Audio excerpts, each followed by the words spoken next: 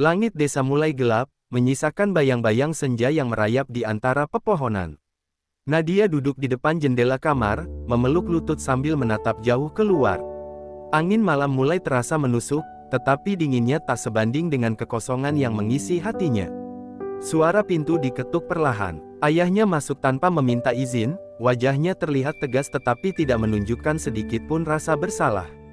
"Besok kau akan menikah dengan anak Pak Kades," katanya singkat, seperti itu adalah keputusan yang tidak bisa diganggu-gugat. Nadia terdiam, rasanya seperti dunia berhenti berputar. "Kenapa aku?" tanyanya dengan suara bergetar. Ia tahu jawabannya, tetapi ia ingin mendengarnya langsung dari ayahnya. "Kakakmu, Arman, butuh biaya untuk kuliah di luar negeri.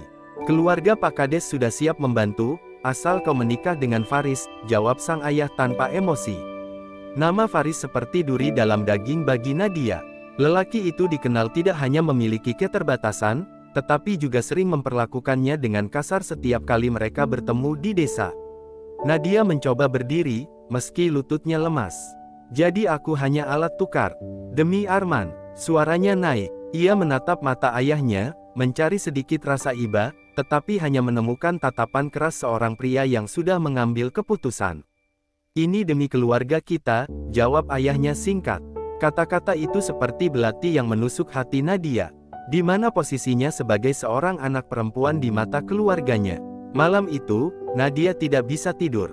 Ia berbaring di tempat tidur dengan pikiran yang berputar-putar. Semua kenangan bersama keluarganya terasa seperti kebohongan. Ia telah mengorbankan banyak hal demi keluarga, termasuk mimpinya melanjutkan pendidikan ke universitas. Tetapi sekarang, ketika kebahagiaannya dipertaruhkan, tidak ada satupun dari mereka yang peduli. Bahkan ibunya hanya bisa menangis diam-diam, tidak berani melawan kehendak ayah. Nadia memikirkan Faris, calon suami yang dipilihkan untuknya. Ia membayangkan hidup terpenjara dalam pernikahan tanpa cinta, menjalani hari-hari sebagai istri yang tidak bahagia. Ia tahu, jika ia menuruti keinginan ayahnya, seluruh hidupnya akan hancur. Tidak ada jalan keluar, kecuali ia menciptakan jalannya sendiri. Pikiran untuk melarikan diri mulai mengusik benaknya. Pukul 2 dini hari, Nadia duduk di lantai kamarnya, memandangi tas kecil yang baru saja ia kemasi. Isinya hanya pakaian secukupnya, beberapa uang hasil tabungannya selama bekerja serabutan di desa, dan sebuah buku catatan yang selalu ia bawa. Hatinya berdebar-debar, bukan karena takut ketahuan, tetapi karena ketidakpastian yang menunggunya di luar sana. Keputusan ini tidak akan mudah, tetapi ia lebih memilih hidup yang penuh perjuangan daripada menyerah pada takdir yang tidak ia pilih. Langkah pertamanya terasa berat. Rumah itu telah menjadi tempatnya tumbuh besar, tetapi kini rasanya seperti penjara. Ia melewati ruang tamu dengan hati-hati, memastikan tidak ada suara yang bisa membangunkan ayahnya. Ketika mencapai pintu depan, Nadia berhenti sejenak. Ia menatap ke dalam kegelapan, mengucapkan selamat tinggal pada hidup lamanya. "Maaf, Bu," bisiknya pelan, sebelum melangkah keluar. Jalan desa yang gelap dan sepi membuatnya semakin yakin bahwa tidak ada jalan kembali. Angin malam membawa aroma tanah basah, seolah-olah memberi salam perpisahan. Nadia melangkah cepat, takut hatinya goyah jika ia terlalu lama berpikir. Di ujung jalan, ia melihat bayangan terminal bus kecil yang menjadi tujuan pertamanya. Di sanalah ia akan memulai perjalanan menuju kota, tempat yang tidak pernah ia kunjungi sebelumnya. Ketika akhirnya ia duduk di bangku bus, Nadia merasakan campuran antara ketakutan dan kebebasan. Ia tahu ini bukan keputusan impulsif.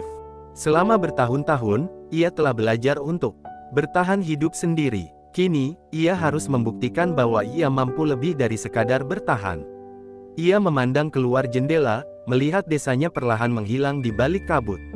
Masa lalunya tertinggal di belakang, tetapi luka-luka itu tetap menemaninya. Bus mulai melaju, meninggalkan desa kecil itu jauh di belakang. Nadia menyandarkan kepala ke kursi, mencoba memikirkan langkah berikutnya. Tidak ada rencana pasti, hanya tekad yang menggelora di dalam hatinya. "Aku tidak akan kembali sebelum dunia mengenalku," bisiknya pelan pada dirinya sendiri. Dan dengan itu, perjalanan hidup baru Nadia dimulai, dengan kebebasan sebagai tujuan utamanya. Nadia tiba di terminal bus kota menjelang pagi, dengan tubuh yang lelah dan pikiran yang penuh kekhawatiran. Ia tidak pernah melihat kota sebesar ini sebelumnya. Gedung-gedung menjulang seperti raksasa yang menatap dingin, jalanan penuh dengan hiruk-pikuk kendaraan, dan orang-orang berlalu lalang tanpa saling peduli. Nadia merasa seperti butiran pasir di tengah gurun yang luas, kecil dan tidak berarti. Tapi ia tidak punya pilihan lain selain terus maju. Langkah pertamanya adalah mencari tempat berlindung. Dengan uang seadanya, ia menyewa kamar kecil di sebuah losmen tua di pinggiran kota. Kamarnya hanya berisi sebuah ranjang sempit, meja reyot, dan jendela kecil yang menghadap ke gang. Meski sederhana, tempat itu terasa seperti surga setelah malam panjang yang penuh ketakutan. Nadia duduk di atas ranjang, memandang koper kecilnya. Di dalam koper itu bukan hanya pakaiannya, tetapi juga sisa-sisa masa lalunya. Hari pertama di kota menjadi cobaan berat. Nadia berkeliling mencari pekerjaan dengan membawa selembar surat lamaran sederhana yang ia tulis sendiri. Ia mengetuk pintu-pintu toko, kafe, dan restoran kecil, berharap seseorang memberinya kesempatan.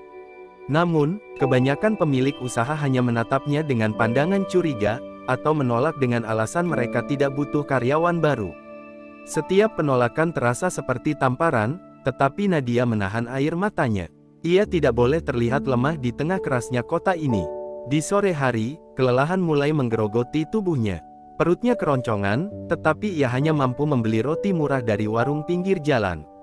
Saat sedang duduk di bangku taman, memakan roti dengan perlahan agar rasa laparnya tertunda, seorang wanita paruh baya mendekatinya. Wanita itu mengenakan celemek dan membawa kantong belanjaan. "Kau tidak terlihat seperti orang sini. Sedang mencari pekerjaan?" tanyanya dengan suara lembut. Nadia mengangguk, matanya berbinar penuh harapan.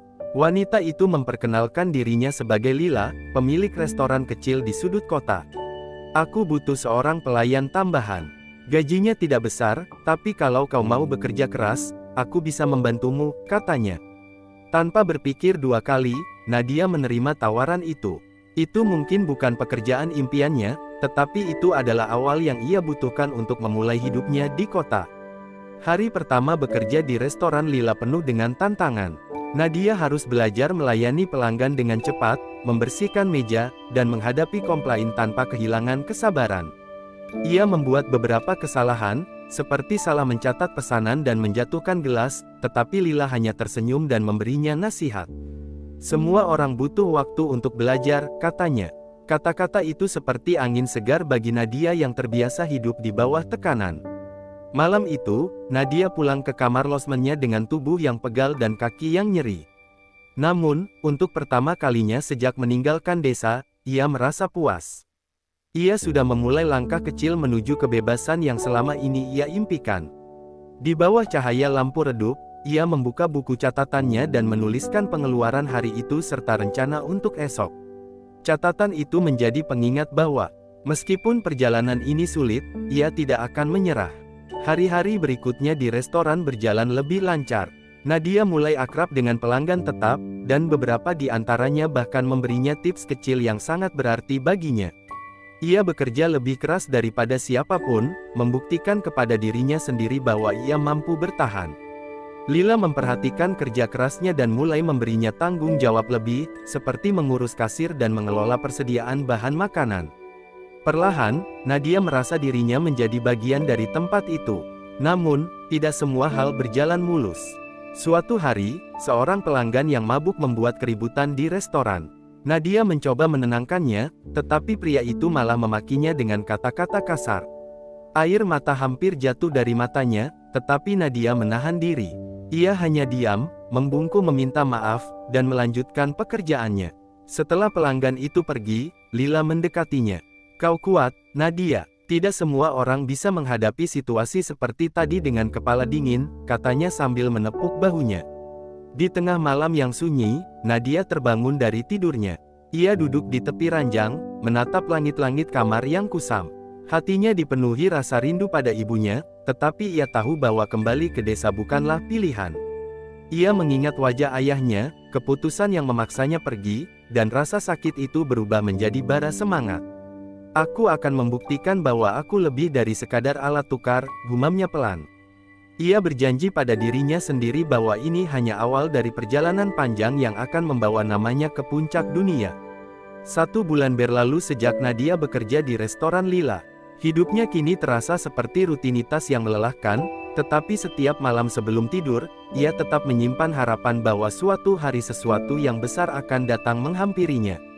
Hari itu, restoran sedang ramai oleh pelanggan.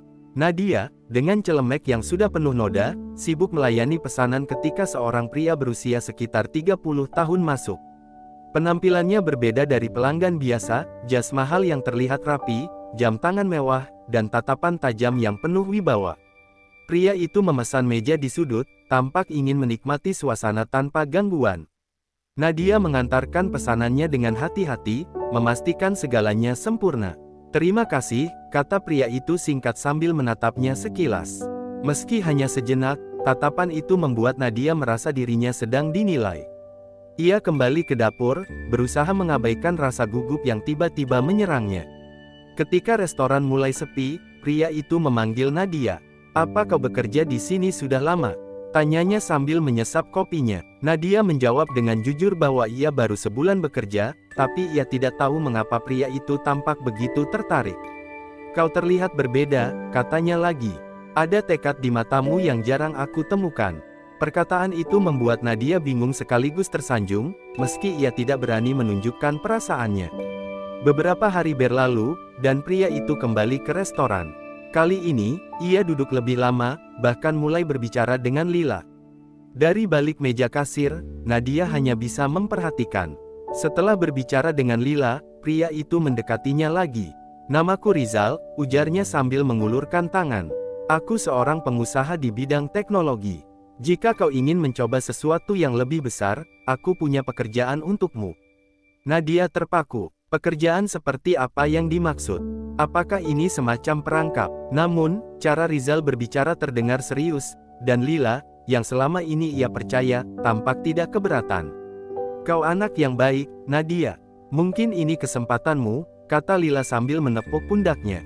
Setelah berpikir panjang, Nadia memutuskan untuk mencoba. Ia tahu risiko ini besar, tetapi ia juga sadar bahwa kesempatan seperti ini tidak datang dua kali. Hari pertama bekerja dengan Rizal penuh dengan rasa gugup. Ia ditempatkan di kantor kecil di salah satu perusahaan Rizal sebagai asisten. Tugasnya sederhana, mengatur jadwal, mencatat rapat, dan memastikan semua dokumen siap tepat waktu. Namun, bagi Nadia, ini adalah dunia yang benar-benar baru. Ia dikelilingi orang-orang yang berpendidikan tinggi, berbicara dengan bahasa yang sering sulit ia pahami. Meski demikian, ia tidak menyerah. Setiap malam, ia belajar tentang istilah-istilah bisnis yang tidak ia mengerti, mencatat semua hal yang ia pelajari hari itu. 1 minggu berlalu, dan Rizal mulai memperhatikan dedikasi Nadia. "Kau punya sesuatu yang orang lain tidak miliki," katanya suatu hari di ruangannya. "Bukan hanya kerja keras, tetapi kemampuan untuk belajar dengan cepat." Rizal mulai memberinya tanggung jawab lebih besar, seperti mempersiapkan presentasi atau membantu menganalisis data sederhana. Bagi Nadia, setiap tugas adalah tantangan yang harus ia taklukkan, bukan hanya untuk membuktikan dirinya kepada Rizal, tetapi juga kepada dirinya sendiri. Namun, tantangan terbesar datang ketika Rizal membawanya ke sebuah acara bisnis. Aula hotel mewah tempat acara itu berlangsung membuat Nadia merasa kecil. Ia mengenakan gaun sederhana yang dipinjamkan oleh Lila, tetapi ia tahu dirinya terlihat berbeda dari tamu-tamu lainnya yang berbalut pakaian mahal. Rizal memperkenalkannya kepada beberapa klien besar. "Ini Nadia, asisten saya," katanya dengan percaya diri. Tetapi senyum sinis dari beberapa orang yang mereka temui tidak bisa disembunyikan. Nadia merasa terintimidasi, tetapi ia menolak menunjukkan kelemahannya. Ketika salah satu klien bertanya tentang laporan yang sedang mereka diskusikan, Nadia dengan tenang menjelaskan detailnya berdasarkan apa yang ia pelajari malam sebelumnya. Rizal menatapnya dengan bangga, sementara klien itu terlihat terkejut. Meski Nadia tidak mengatakan apa-apa, ia tahu satu hal, ia berhasil membuat mereka memandangnya lebih dari sekadar gadis desa. Malam itu, Rizal mengantar Nadia pulang ke losmennya. Di depan pintu, ia berkata, "Kau tahu, Nadia, orang seperti kita harus bekerja 10 kali lebih keras untuk membuktikan diri. Tapi aku yakin, jika kau terus seperti ini, kau akan melampaui semua orang yang meremehkanmu." Kata-kata itu menancap di hati Nadia. Untuk pertama kalinya, ia merasa bahwa ia tidak hanya bertahan, tetapi mulai mendaki menuju mimpi-mimpinya. Ia tahu jalan ini masih panjang, tetapi ia sudah melihat secercah cahaya di ujung terowongan gelap yang selama ini mengurungnya. Nadia semakin dalam terjun ke dunia yang penuh tantangan. Rizal mulai memberinya kepercayaan lebih besar, termasuk mengelola proyek kecil di perusahaannya. Namun, dengan tanggung jawab yang lebih besar, datang pula tekanan yang tak terbayangkan. Nadia harus bekerja siang dan malam untuk memahami strategi bisnis, mempelajari laporan keuangan, dan memastikan setiap langkahnya tidak menjadi kesalahan fatal. Ia seringkali pulang larut malam dengan mata yang lelah, tetapi pikirannya tetap bekerja keras. Pada suatu hari, Rizal memintanya memimpin rapat dengan klien penting. Nadia merasa gugup. Ini adalah pertama kalinya ia berada di posisi seperti itu, langsung berhadapan dengan orang-orang yang memiliki pengalaman dan kekuasaan jauh di atasnya. Saat ia mempresentasikan rencana kerja, seorang pria di ujung meja mencemooh idenya. "Apa kau benar-benar tahu apa yang kau bicarakan? Ini bukan sekadar angka di atas kertas," katanya dengan nada sinis. Penghinaan itu seperti pisau yang menusuk harga dirinya. Nadia sempat terdiam sejenak, tetapi kemudian ia menenangkan dirinya. Dengan suara yang tegas, ia menjelaskan rencananya sekali lagi, mendukungnya dengan data yang ia pelajari semalam suntuk. Meskipun pria itu tetap menunjukkan keraguan, beberapa orang lain di ruangan mulai mengangguk setuju.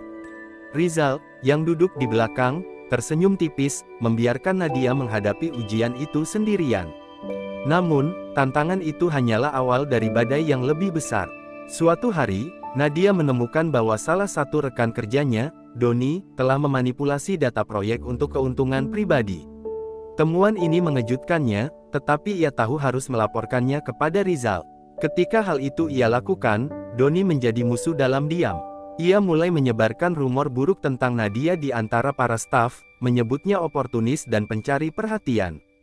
Kabar itu sampai di telinga Nadia, tetapi ia tidak punya waktu untuk membela dirinya.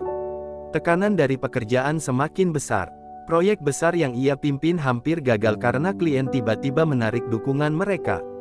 Nadia merasa hancur. Dalam rapat bersama tim, ia hanya bisa menatap layar komputer, mencoba menemukan solusi di tengah rasa panik yang melumpuhkan. Tetapi Rizal, yang selama ini jarang memberi pujian langsung, datang dengan satu kalimat sederhana, "Aku percaya padamu." Kalimat itu menjadi penyemangat baginya. Nadia bekerja lebih keras, menghubungi klien tersebut secara langsung, dan bernegosiasi tanpa mengenal lelah. Ia bahkan rela tidak tidur beberapa malam hanya untuk menyusun presentasi ulang. Usahanya membuahkan hasil, klien itu setuju untuk melanjutkan proyek dengan persyaratan baru. Ketika proyek itu akhirnya selesai, Rizal memanggil Nadia ke ruangannya. "Kau berhasil menyelamatkan ini," katanya dengan nada serius. "Tapi ingat, perjalanan ini tidak akan pernah mudah."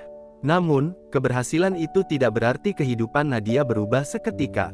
Pengorbanannya mulai membebani kesehatannya. Tubuhnya yang kecil mulai tampak lebih kurus, dan lingkaran hitam di bawah matanya semakin jelas. Suatu malam, ia terjatuh di kantornya karena kelelahan. Saat terbangun di klinik kecil dekat gedung kantor, ia mendapati Rizal duduk di kursi sampingnya. "Kau harus tahu kapan berhenti, Nadia," ucapnya dengan nada khawatir. "Kehidupan ini bukan tentang bekerja hingga kau kehilangan dirimu sendiri." Kejadian itu membuat Nadia merenung. Ia sadar bahwa ambisinya telah membuatnya melupakan hal-hal penting, seperti merawat dirinya sendiri. Tetapi ia tidak ingin menyerah. Setiap luka, setiap kelelahan, adalah pengingat bahwa ia sedang berjalan menuju tujuan yang lebih besar. Namun, di balik tekadnya yang kuat, Nadia mulai merasa ada sesuatu yang kosong di dalam dirinya, sesuatu yang tidak bisa diisi oleh pencapaian atau penghargaan apapun. Hingga suatu hari, sebuah berita dari desa tiba melalui seorang kerabat yang kebetulan bekerja di kota. Kakaknya, Arman, telah kembali dari luar negeri. Namun, ia tidak membawa kebahagiaan yang dijanjikan. Bisnisnya bangkrut, dan ia kembali ke desa dengan tangan hampa. Ayahnya jatuh sakit karena stres, sementara ibunya terpaksa bekerja di ladang untuk mencukupi kebutuhan sehari-hari. Nadia merasa campuran antara amarah dan rasa iba. Mereka adalah orang-orang yang pernah mengkhianatinya, tetapi mereka juga keluarganya. Kabar itu membuat Nadia semakin yakin bahwa ia harus melangkah lebih jauh. Ia tidak akan kembali sebagai gadis desa yang lemah. Jika ia kembali, ia akan kembali dengan kekuatan, dengan bukti bahwa dirinya mampu berdiri di atas kaki sendiri. Tetapi di balik tekadnya, ada ketakutan yang mengintai, takut bahwa dendamnya hanya akan membawa kehampaan, seperti apa yang kini ia rasakan di tengah kesuksesan kecil yang baru ia capai. Dalam diam, ia berjanji pada dirinya sendiri. Ia akan terus berjalan, meskipun badai menghadang. Ia akan melangkah lebih tinggi, bukan hanya untuk dirinya sendiri, tetapi untuk menunjukkan kepada semua orang bahwa seorang Nadia yang pernah diremehkan kini adalah seseorang yang tidak bisa dihancurkan. Namun, di balik ambisinya, Nadia mulai bertanya-tanya, berapa harga yang harus ia bayar untuk mencapai puncak itu. 2 tahun berlalu sejak Nadia pertama kali bekerja di perusahaan Rizal. Kini, ia telah menjadi salah satu orang kepercayaannya, memimpin divisi kecil dengan tim yang ia bangun sendiri. Kehidupan Nadia berubah drastis. Dari gadis desa yang hidup dalam keterbatasan, ia kini tinggal di apartemen sederhana namun nyaman, mengenakan pakaian rapi, dan dihormati oleh rekan-rekannya. Namun, kesuksesan itu datang dengan harga mahal, rasa kesepian yang semakin dalam. Suatu malam, setelah menyelesaikan laporan proyek besar, Nadia duduk sendirian di meja kerjanya. Kantor sudah sepi, hanya suara dentingan jam dinding yang menemani. Pikirannya melayang ke desa. Ia teringat wajah ibunya yang letih, tatapan kakaknya yang penuh kebanggaan pada masa kecil, dan suara ayahnya yang dulu begitu tegas. Namun, kenangan itu berubah menjadi rasa pahit. Keluarga yang seharusnya menjadi pelindungnya justru menjerumuskannya ke dalam kegelapan. Di tengah lamunannya, ponsel Nadia berbunyi. Rizal menelepon, memintanya untuk hadir di sebuah acara penting. Ini bisa menjadi momen besar untukmu, Nadia. Ada investor yang tertarik dengan proyekmu. Aku ingin kau yang mempresentasikannya, ujar Rizal. Meski tubuhnya lelah, Nadia tidak menolak. Ia tahu ini adalah kesempatan yang tidak bisa ia lewatkan. Saat acara berlangsung, Nadia berdiri di depan para investor dengan percaya diri. Setiap kata yang keluar dari mulutnya terstruktur, setiap data yang ia sampaikan membuat para investor terkesan. Namun, di akhir presentasi, salah satu investor, seorang pria tua dengan tatapan tajam, berkata, "Kau hebat, tapi bisakah seorang gadis muda dari latar belakang sepertimu benar-benar menangani proyek sebesar ini?" Kalimat itu seperti pukulan telak.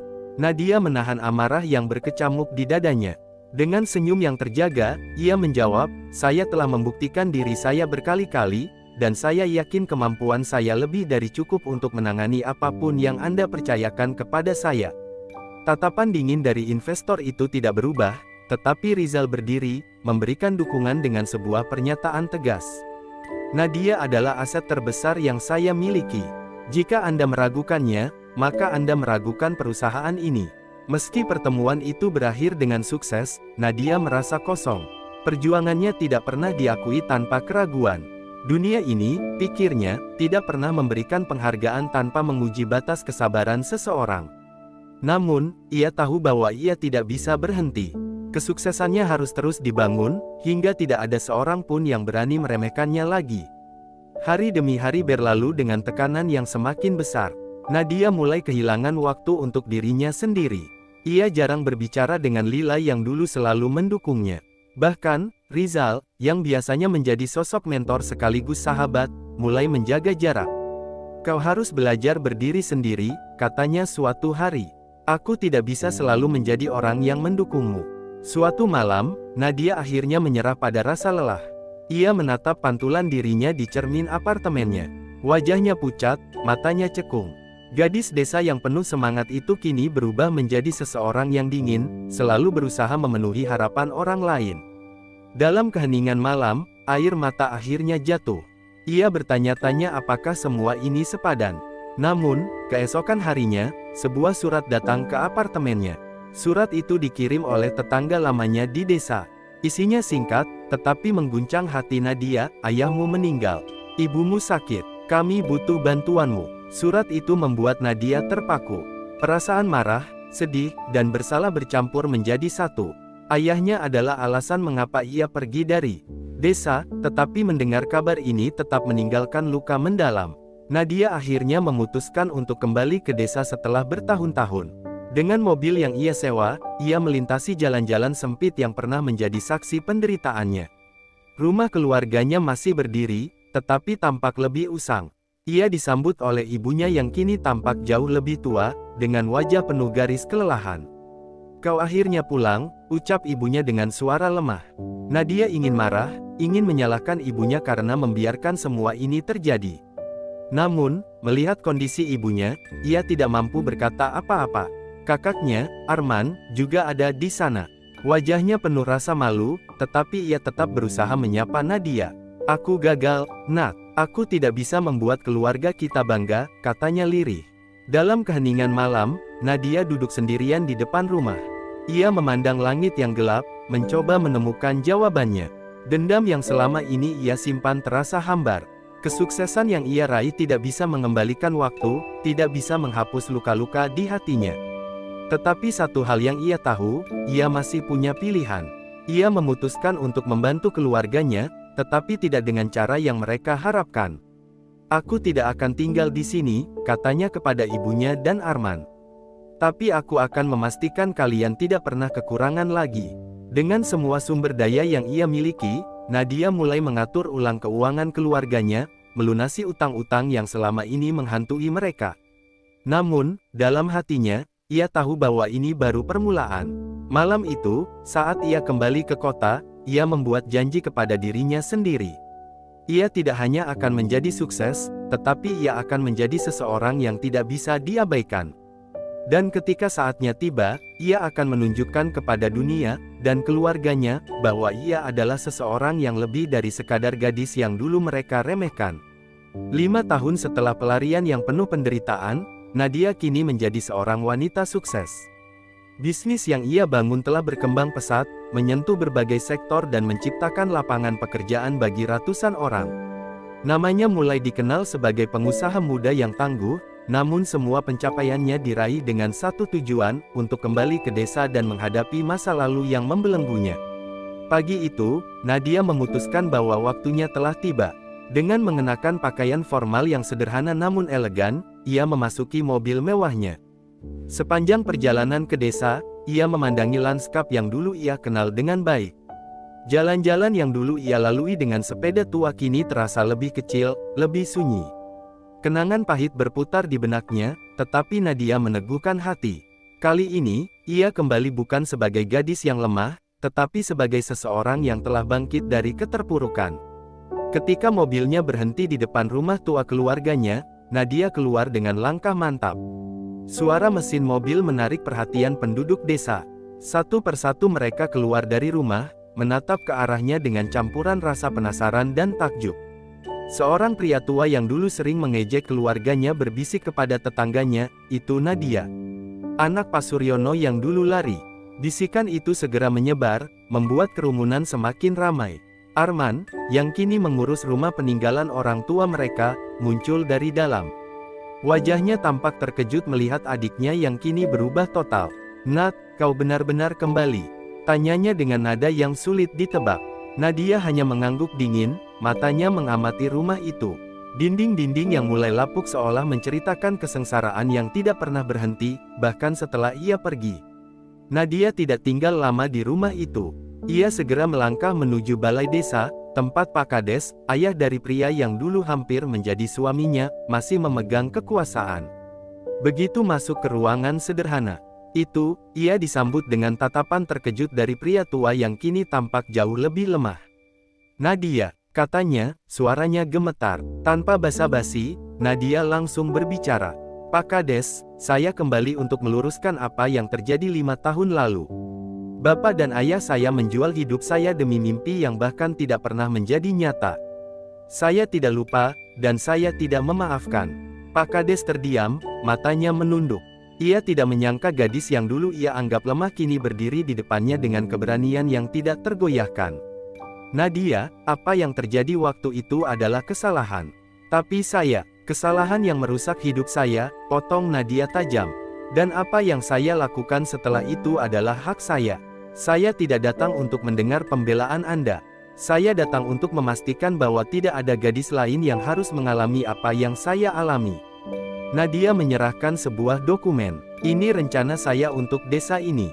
Saya akan membangun sekolah, pusat pelatihan, dan rumah sakit kecil. Semua ini gratis untuk penduduk desa, terutama untuk perempuan. Tapi ada satu syarat, Anda harus mundur dari jabatan Anda. Pak Kades terkejut. Mundur. Tapi saya. Bab 6, luka yang belum terlupakan. Kembali ke kota tidak membuat hati Nadia tenang. Bayangan desa, wajah ibunya yang lelah, dan suara lirih kakaknya terus menghantui pikirannya. Ia merasa terjebak di antara dua dunia, kesuksesan yang ia perjuangkan mati-matian dan luka lama yang belum sepenuhnya sembuh. Namun, di tengah kegelisahannya, sebuah tawaran besar dari Rizal datang menghampiri. Rizal memintanya untuk memimpin divisi baru di perusahaan, proyek yang dapat memperluas bisnis ke luar negeri. Tawaran itu seperti pintu yang selama ini Nadia cari. Kesempatan untuk membuktikan diri di panggung yang lebih besar. Tapi Nadia tahu, tanggung jawab ini akan membutuhkan seluruh waktu dan energinya. Ini bukan hanya tentang kerja keras, kata Rizal dalam rapat mereka. Ini tentang siapa yang berani mengambil risiko besar dan memenangkan permainan. Nadia menerima tantangan itu, meskipun ia tahu konsekuensinya. Ia menghabiskan hari-harinya mempelajari pasar internasional, menjalin hubungan dengan mitra baru, dan memastikan setiap langkahnya terukur. Namun, di balik kesibukannya, ia tetap tidak bisa melupakan keluarganya.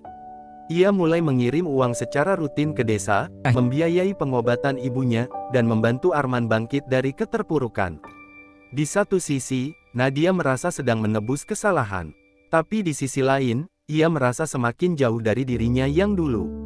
Setiap keputusan yang ia buat terasa dingin, seperti tidak ada lagi ruang untuk emosi. Hingga suatu hari, Arman menghubunginya dengan kabar yang mengejutkan. Bu semakin parah, katanya dengan suara serak. Dokter bilang dia butuh perawatan intensif. Kabar itu membuat Nadia tertekan. Ia baru saja menjadwalkan perjalanan bisnis ke Singapura untuk bertemu calon investor penting. Namun, hatinya gelisah. Ia tahu bahwa ibunya membutuhkan kehadirannya, tetapi pekerjaannya tidak memberikan ruang untuk itu.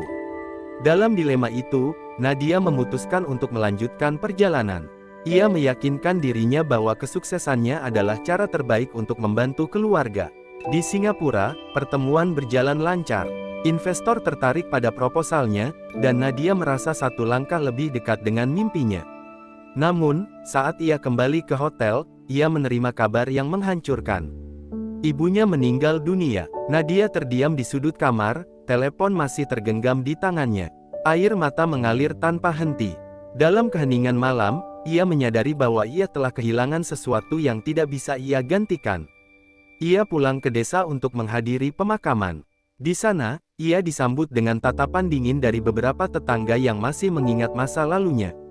Arman juga tidak banyak berbicara dengannya. Kau datang terlambat, katanya singkat.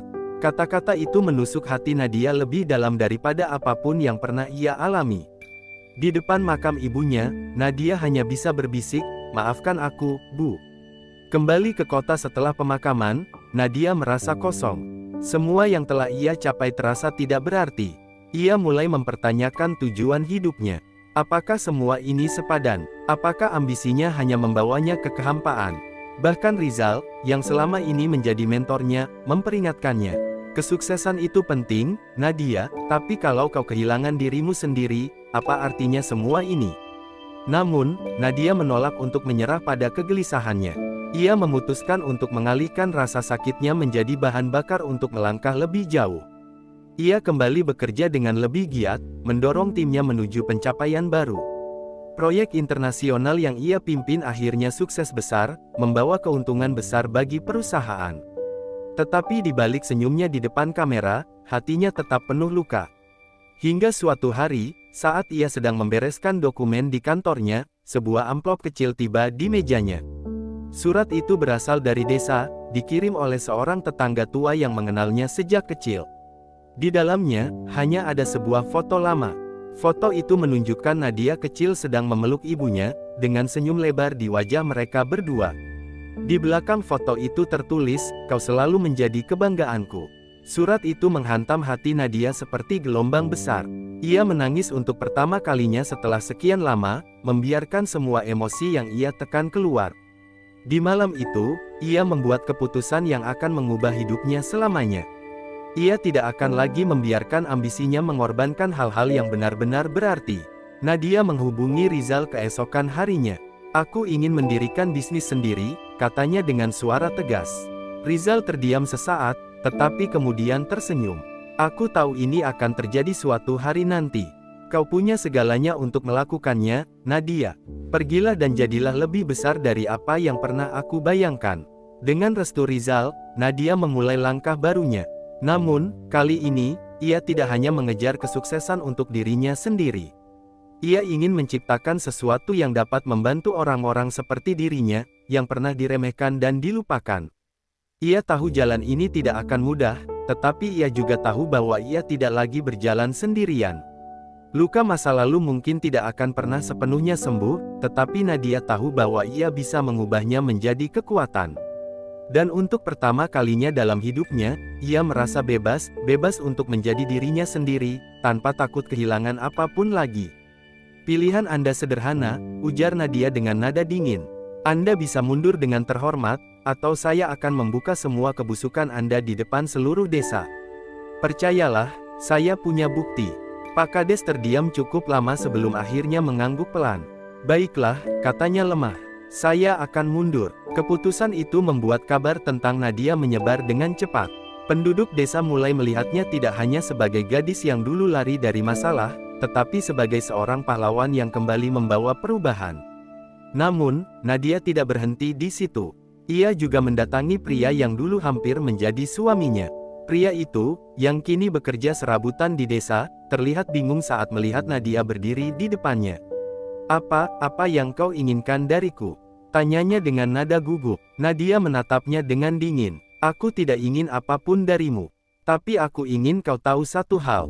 Dulu, aku lari karena aku tidak mau hidupku hancur bersamamu. Sekarang, aku kembali untuk memastikan bahwa tidak ada lagi orang yang akan dipaksa seperti aku.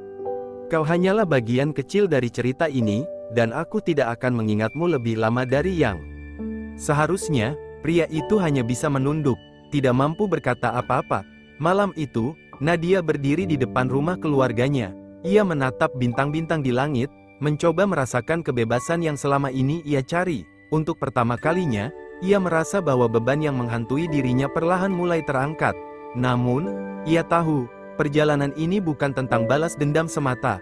Ini tentang membangun kembali sesuatu yang hancur, baik di desa itu maupun di dalam dirinya sendiri. Saat ia meninggalkan desa keesokan paginya, ia tidak lagi merasa seperti pelarian. Ia adalah Nadia yang baru, seseorang yang telah menemukan kekuatannya dan memutuskan untuk menggunakannya demi kebaikan. Dan meskipun luka masa lalu tidak akan pernah sepenuhnya sembuh, Nadia tahu ia telah menang, bukan melawan orang lain, tetapi melawan dirinya sendiri.